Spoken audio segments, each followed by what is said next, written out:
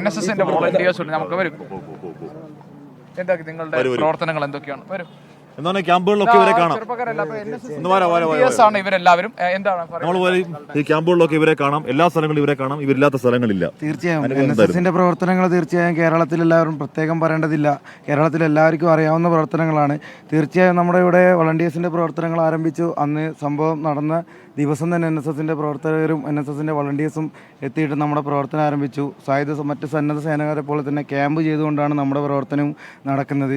NSSന്റെ വിവിധ 1000-ഓളം വളണ്ടിയേഴ്സ് ഈ 6 ദിവസങ്ങളായിട്ട് 1000-ഓളം വളണ്ടിയേഴ്സ് നമ്മുടെ മേഖലകളിൽ ഈ സേവന പ്രവർത്തനങ്ങൾ ചർച്ച ചെയ്യുന്നത്. ഇത് ഒരുപക്ഷെ മറ്റ് സേവനം പോലല്ല, ഇത് ഒരുപാട് ദുഃഖങ്ങൾ നിങ്ങൾ കാണുകയാണ്. ഒരുപാട് വേണ്ടപ്പെട്ടവരെ മരിച്ചു എന്ന് പറഞ്ഞാൽ ഒരു വീട്ടിൽ ഒരാൾ മാത്രമായി അവിടുത്തെ ബാക്കി എല്ലാവരും മരിച്ചു ഒറ്റപ്പെടലൊക്കെ നിങ്ങൾ കാണുന്നു, കേൾക്കുകയൊക്കെ ചെയ്യുന്നുണ്ട്.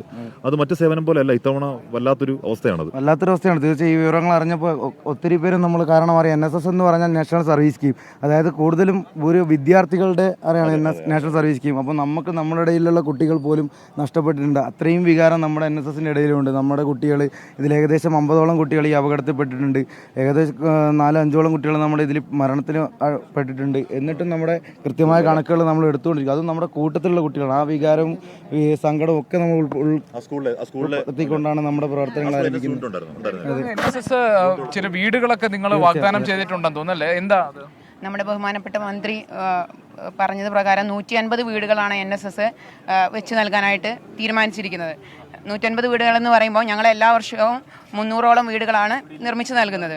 ഇതൊരു പബ്ലിക് കളക്ഷൻ കുട്ടികൾ നടത്തി ചെറിയ ചെറിയ ചലഞ്ചസ് ഒക്കെ നടത്തി ബിരിയാണി ചലഞ്ച് പോലെയുള്ള ചലഞ്ചുകൾ ഇൻസ്റ്റിറ്റ്യൂഷനിൽ നടത്തിക്കൊണ്ടാണ് നമ്മുടെ വിദ്യാർത്ഥികൾ ഇത് കളക്ട് ചെയ്തുകൊണ്ടിരിക്കുന്നത്. അപ്പോൾ നമുക്ക് 150 വീടുകൾ 300 വീടുകളിൽ 150 വീടുകൾ ഇനിയുള്ളത് ഇവർക്ക് കൊടുക്കുമെന്നുള്ളത് നമുക്കൊരു പ്രയാസപ്പെട്ട കാര്യമല്ല.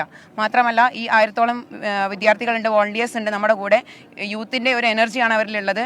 +2 മുതൽ മുകളിലോട്ടുള്ള വിവിധ സെല്ലുകളിലുള്ള കുട്ടികളാണ് നമ്മളെ കൂടെ ഉള്ളത്. അവർ ലീഡ് ചെയ്യുന്ന പ്രോഗ്രാം ഓഫീസേഴ്സ് ഉണ്ട്, ഞാനടക്കമുള്ള ഞങ്ങളുടെ ടീമുണ്ട് കൂടെ.